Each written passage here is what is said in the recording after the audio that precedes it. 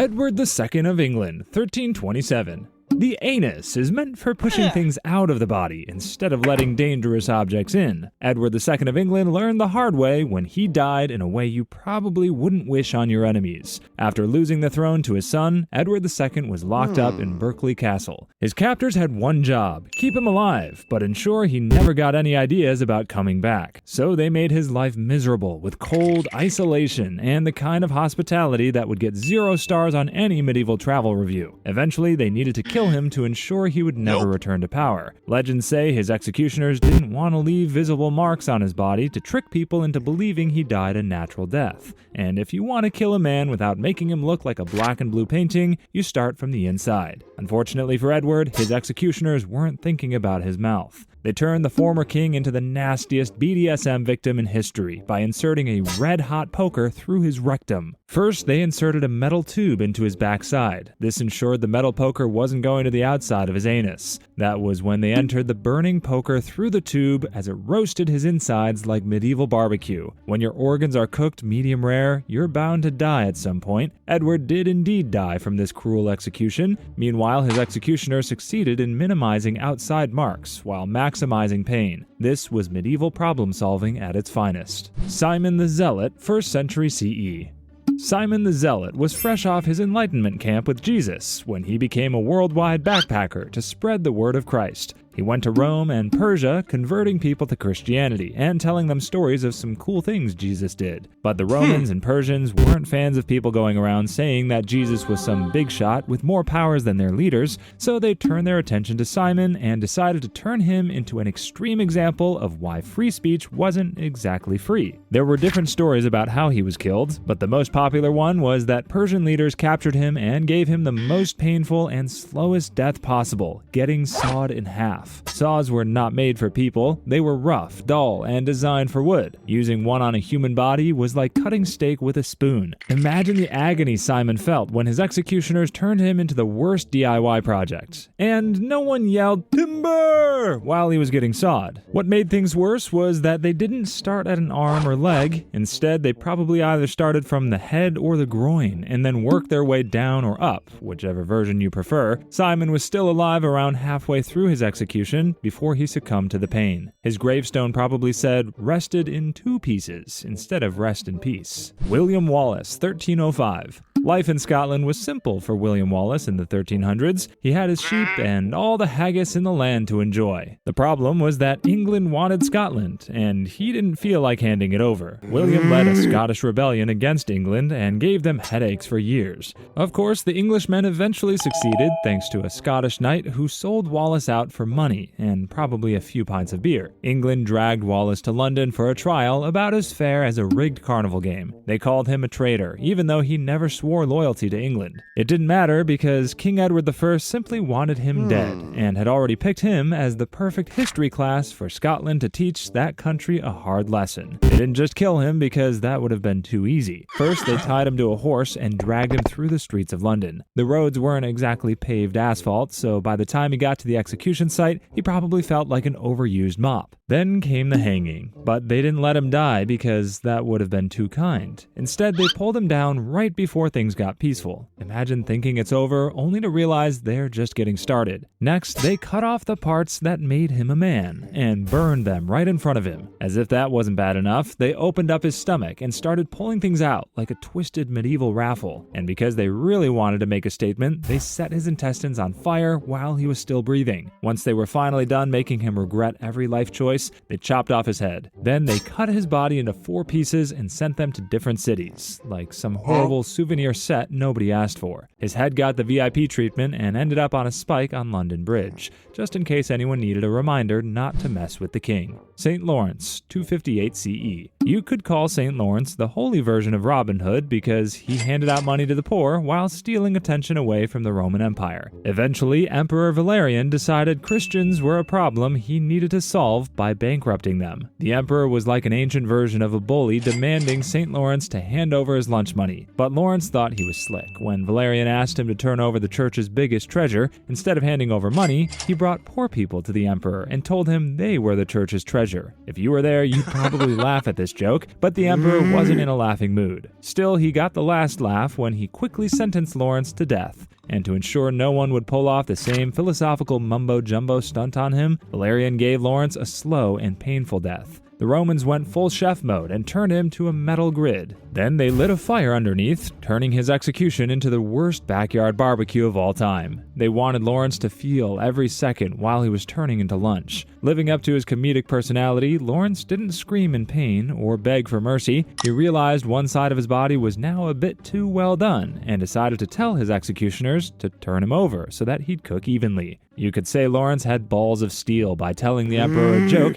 and demanding his executioners to ensure he wasn't overcooked. He might have made the biggest court jester if he wasn't so holy. Unfortunately, he died as a festival snack. Empress Fausta, 326 CE. Empress Fausta's death shows what can happen if you forget to stay too long in the sauna. Her backstory has so much drama and inter-family romance that you'd probably be singing Sweet Home Alabama. Fausta had been married to Emperor Constantine for 20 years and had given birth to 3 future emperors. But 20 years of marriage is never enough to say you're in a happy relationship, especially when there are still plenty of fish in the sea. Constantine learned this the hard way. The empress supposedly had a scandalous relationship with Crispus, Constantine's son from a previous marriage. He had all of his father's good looks, but with the youthful vigor of a man who could go multiple rounds, if you understand what we mean. And the people loved him, so it was natural for his stepmom to get drawn to his riz. Constantine eventually caught up to the drama and ordered the execution of his son. Not willing to let Fausta go without any punishment, he ordered her death as well, and Constantine made her disappear in a sweatier way. He decided Fausta needed a steam bath, which normally relaxes you and cleanses the body of toxins, but the toxin that Constantine wanted to get rid of was his wife. He locked her inside and cranked the heat up. Fausta either suffocated or got cooked like an overdone roast. Either way, she was dead. After the mess, Constantine acted like Fausta and Crispus never existed. Their names were scraped off buildings, statues vanished, and coins with their faces were melted down. In Roman terms, this was like deleting them from history. George Plantagenet, 1478.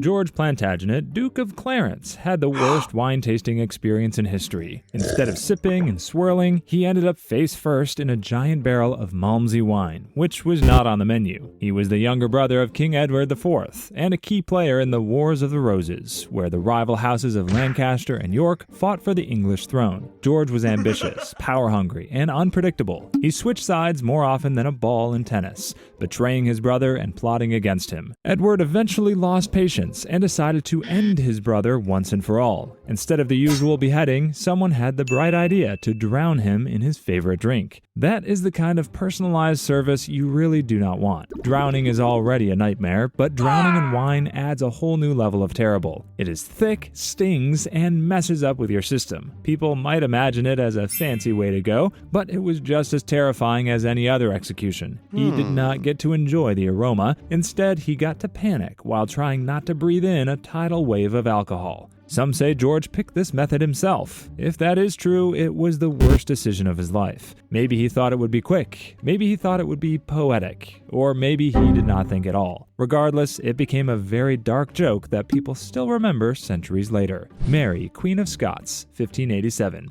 Imagine being Mary, Queen of Scots, chilling in your cell for 19 years, and already adjusting to prison life because your cousin, Queen Elizabeth I, thought you were too popular to be left roaming. You think this is going to be the lowest point of your life, but Elizabeth still hears people chanting your name like it was trending on social media. That was enough for her to decide it was time for you to go in what turned out to be one of the biggest execution fails in medieval history. Mary accepted her death and marched calmly to the block. She even forgave her executioner in advance and got ready for the axe, basically telling everyone to get this over with. But what she didn't know was her executioner was probably a nervous intern on his first day of work. Normally, beheadings are so quick, they're painless. After all, they involve huge axes meant for chopping tree trunks and are supposed to go through flesh and bone like a chainsaw through a birthday cake. But the executioner probably needed more practice. His first strike missed the mark. Instead of hitting the back of Mary's neck, it hit her skull, as she probably wondered if this guy had ever done his job before. The executioner took another swing and hit Mary's neck, but still didn't get it right when the axe didn't completely chop her head off cleanly. It took a third strike to finally behead Mary, as everyone wondered if this guy was an amateur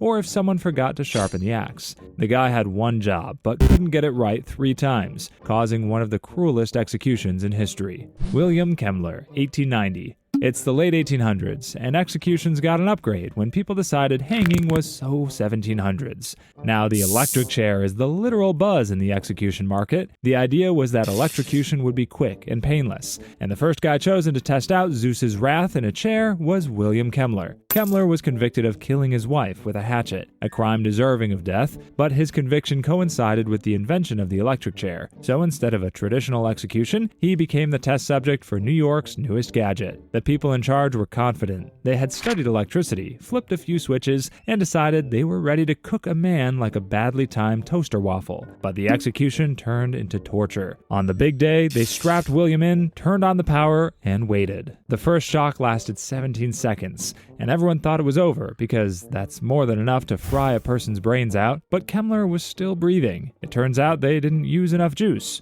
Imagine trying to toast bread but setting the dial too low. Now they had to start over. The second shock was longer and stronger. His body shook and his skin burned. The smell of roasting humans filled the room. At this point, the witnesses were not watching a smooth scientific breakthrough. Instead, they watched something even a mad scientist wouldn't dare to do. Kemmler finally died, but the execution proved that this better method was just a painful guessing game. Instead of an instant exit, he got an extended torture session. The electric chair stayed in use for decades anyway because people had already invested in it. Ouchi Hisashi, 1999. It was supposed to be a normal day of work for Ouchi Hisashi in 1999. He worked at a nuclear plant in Japan, mixing uranium like it was pancake batter. But the problem was that he and his team messed up and added too much uranium. Radiation burst out like a deadly science fair volcano. Ouchi, who was right next to it, absorbed so much radiation that even a cockroach would have tapped out. He absorbed 17 sieverts, which is like getting punched by a nuclear bomb in slow motion. For comparison, 8 sieverts is enough to give a person a funeral. But Ouchi didn't drop dead, which was somehow the worst possible outcome. He was rushed to the hospital, but his body was already waving a white flag. The radiation fried his DNA so badly that his cells couldn't fix themselves. His skin started falling off like wet paper. Meanwhile, his immune system decided to clock out. Even his chromosomes, which hold all the important genetic instructions, looked like a shredded instruction manual. Doctors gave him endless blood transfusions, stem cells, and every medical trick they could think of. Nothing worked. His body was a sinking ship, and every attempt to patch it up just delayed the inevitable. He started bleeding from his eyes, his muscles were melting, and his bones were crumbling. Every sign that says, "Kill me now," was plastered all over his body. Despite all this, doctors kept reviving him every time his heart stopped. Ouchi was in non-stop pain, but doctors kept him alive for 83 brutal days. At that point, even death seemed to be waiting for permission. He eventually died, but not before suffering the pain of his body turning to dust before his eyes.